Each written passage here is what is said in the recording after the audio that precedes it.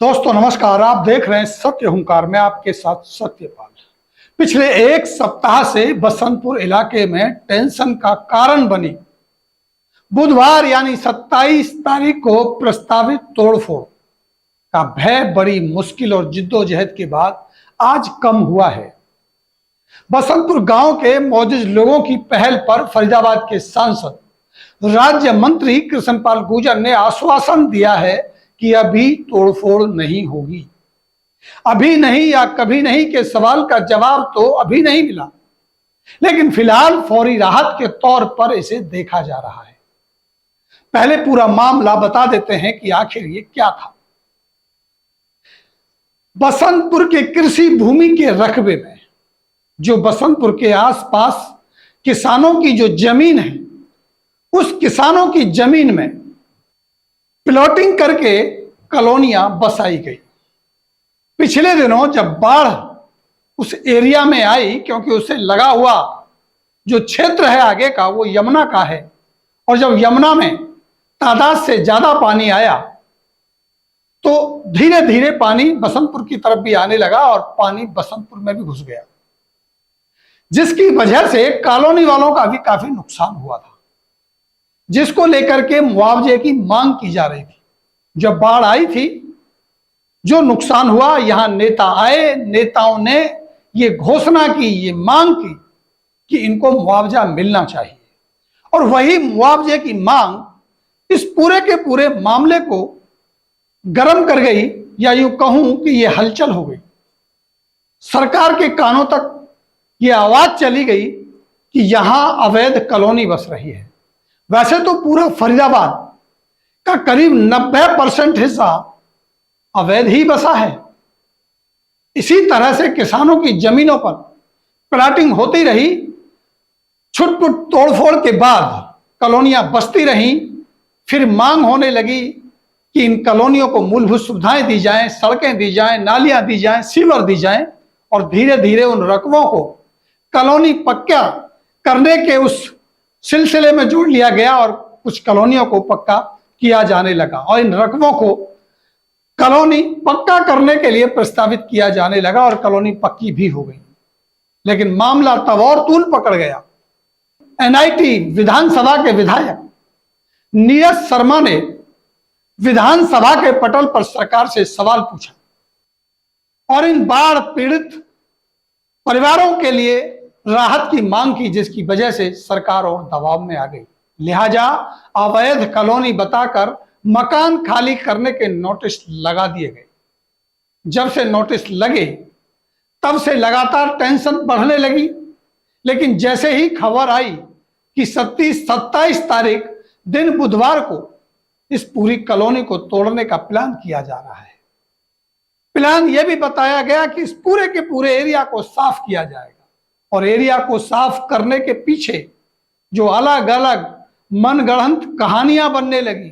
किसी ने कहा यहां बोट चलेगी, यहां पानी का ठहराव होगा, और इसीलिए सेंट्रल गवर्नमेंट की जो योजना है, लिहाजा उसको ध्यान अंतर्गत इस पूरे के पूरे एरिया को खाली कराया जाएगा। सवाल यह भी उठने लगा कि मनोहर लाल खट्टर जब सेक्टर 12 में आए थे तो 800 करोड़ की घोषणा करके गए, और ये कह के गए कि जमुना के किनारे किनारे दिल्ली के कालिंदी कुंज से लेकर के और करीब 70 किलोमीटर के दूर दायरे तक इसके किनारे किनारे शहर बसाया जाएगा। उसके अलावा अलग अलग तरह की चर्चा और अफवाहों का दौर चला। लिहाजा यहाँ की स्थिति बहुत ज्यादा भयावह होने लगी। लोग रात भर परेशान थे, पूरी पूरी रात घूम रहे थे, कैंडल मार्च निकाले जा रहे थे। कोई नेताओं के माध्यम से, कोई समाज सेवी आरटीआई एक्टिविस्ट या एक्टिविस्ट सोशलिस्ट के माध्यम से, कोई कानून के माध्यम से कोर्ट में जाने की जुगत लगा रहा था, तो कोई किसी तरह से अपने घर को बचा लेने की जुगत में लगा था, कोई मरने और मारने पर तुला था। लेकिन कुल मिलाकर इस पूरे के पूरे इलाके का जो माहौल था वो बहुत ही भयभीत करने वाला और गमगीन करने वाला था। इसी बीच अच्छी खबर ये आई कि गांव के मौजूद लोगों ने मिलकर के, इकट्ठा होकर के इस पूरे मसले को राज्य मंत्री कृष्णपाल गुर्जर, जो फरीदाबाद के सांसद हैं, उनके सामने रखने का विचार बनाया। जो गांव के विनोद अवाना हैं उनके माध्यम से समय लिया गया, जैसा कि विनोद अवाना जी ने बताया कि उनके माध्यम से समय लिया गया और ये मौजूद लोगों की टोली राज्य मंत्री कृष्णपाल गुर्जर के आवास पर पहुंच गई, जिसमें मुख्य रूप से चौधरी राजे नेताजी, सतपाल नेताजी, अंतु पहलवान, सुखराज अवाना, पप्पी चेयरमैन, रवि भड़ाना, जय किशन नंबरदार, जयवीर अवाना, विनोद अवाना, विजयपाल अवाना, करपाल अवाना, किरणपाल अवाना, बालेश्वर अवाना, सुनील भड़ाना और भी इनके साथ बहुत सारे लोग जिनका नाम मुझे जानकारी भी नहीं है और लेना संभव भी नहीं है, सेक्टर 28 के कैंप कार्यालय पर पहुंच गए, जहां इनकी सुबह मंत्री जी से मुलाकात हुई। पूरी व्यथा को मंत्री जी के सामने रखा गया और यह गुहार लगाई गई कि ये पूरा का पूरा इलाका मंत्री जी का आपका अपना इलाका है, उनकी ये राजनीतिक पैतृक जमीन है, या ये कहूं कि राजनीतिक ये क्षेत्र है, क्योंकि तिगांव से उनकी विधायकी शुरू हुई और आज वो मंत्री हैं। काफी अच्छे संबंध गांव के लोगों के, मौजूद लोगों के साथ उनके पहले से ही रहते हैं। तो उन्होंने गुहार लगाई कि ये बहुत बड़ा अन्याय होगा, अगर यहां बिल्डोजर चला तो ना कि कुछ लोग बेघर होंगे बल्कि बहुत सारे गरीब लोग मारे जाएंगे, क्योंकि यहाँ की तादाद बहुत ज्यादा है, कॉलोनी बहुत ज्यादा घनी तादाद में बस चुकी है। इस पूरे की पूरी हालात और परिस्थितियों को देखते हुए राज्य मंत्री कृष्णपाल गुर्जर ने अधिकारियों से बात की और यह आश्वासन दिया कि फिलहाल 27 तारीख को होने वाली तोड़फोड़ को रोक दिया जाए। इसके बाद इसका रास्ता क्या निकलेगा इस पर विचार किया जाए और आने वाले समय में इस समस्या का स्थायी समाधान खोज लिया जाए। इसके साथ आश्वासन देकर के गांव के उन मौजूद लोगों को संतुष्ट किया और जैसे ही एक खबर आई कि राज्य मंत्री कृष्णपाल गुर्जर ने यह आश्वासन दे दिया है कि 27 तारीख को होने वाली यानी बुधवार को होने वाली तोड़फोड़ अब नहीं होगी, पूरे के पूरे क्षेत्र के लोगों में खुशी की लहर दौड़ गई। लोगों के फोन आने लगे, सवाल पूछने लगे कि आखिर हुआ क्या है, क्या अब ये तोड़फोड़ अभी नहीं होगी या कभी नहीं होगी, ये सवाल उभरने लगा। तो दोस्तों, ये सवाल हमारे दिमाग में भी है, ये सवाल हमारा भी है कि क्या ये राहत फौरी तौर पर होगी या अभी नहीं और फिर कभी नहीं ये तोड़फोड़ से ये परिवार, ये लोग, ये एरिया के जो ये कॉलोनियां हैं ये बच जाएंगी। तो ये सवाल अभी भविष्य के गर्भ में है।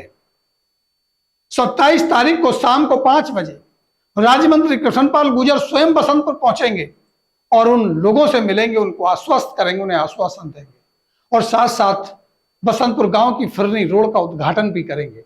और उसी वक्त हमें मौका मिलेगा और हम उनसे इस सवाल का जवाब खोजने की कोशिश करेंगे। वैसे तो राज्य मंत्री कृष्णपाल गुर्जर खुद पूरी तैयारी के साथ यहाँ आकर के लोगों को आश्वस्त करेंगे और उन्हें बताएंगे कि शायद अब ये तोड़फोड़ दोबारा नहीं होगी। अब यहाँ बात होगी नालियों की, सड़कों की, सीवरों की, मूलभूत सुविधाओं की, बिजली के मीटर कैसे लगाए जाएं, इनको राहत कैसे दी जाए, इनको यहाँ रहने के जो इनके जरूरी सुख सुविधाएं हैं वो कैसे इनको दी जाएं, ये इस पर सारी अब बात होगी। अब तोड़फोड़ की बात शायद अब नहीं होगी, ऐसा हमारा भी अनुमान है।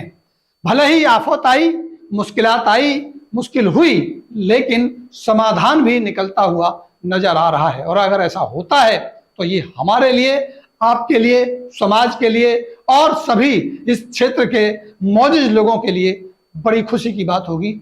और इसके बाद ये तय किया जाएगा कि यहाँ सुख सुविधाओं को कैसे दिया जाए। सवाल ये भी उठ रहा है कि क्या अब एक और बांध की तैयारी होगी, क्या एक और अब इस कॉलोनी के आगे बांध ऐसे लगाने की मांग उठेगी ताकि लोग आगे ना जाएं और कॉलोनियां ना कट जाएं। अब तक जो हुआ सो हुआ, आगे ना हो, क्या इसको लेकर के होगा? जो भी होने वाला है वो सब कुछ भविष्य के गर्भ में है। अब देखना यही होगा कि आखिर वास्तविकता क्या होगी। सवाल ये खड़े हैं, खड़े रहेंगे, हम इन्हें खोजने का इंतजार करेंगे, खोजने की कोशिश करेंगे। मेरी आपसे अपील है कि वीडियो को शेयर जरूर कीजिए, ताकि आपके क्षेत्र की आवाज हम प्रमुखता से उठा सकें और आपकी आवाज शासन और प्रशासन तक पहुंच सके। इसलिए मेरी आपसे बार बार अपील रहती है कि आप हर खबर को शेयर किया करें और लाइक किया करें और कमेंट किया करें, ताकि आपकी आवाज को और बुलंदियों से हम यहां से उठा सकें। तो इसी खुशखबरी के साथ एक बार फिर मिलते हैं कुछ और खबरों के साथ। 27 तारीख पर भी हमारी नजर बनी रहेगी और कोशिश ये जारी रहेगी कि ये तोड़फोड़ अब कभी नहीं के लिए रुक जाए और यहाँ लोग बसे रहें। नमस्कार।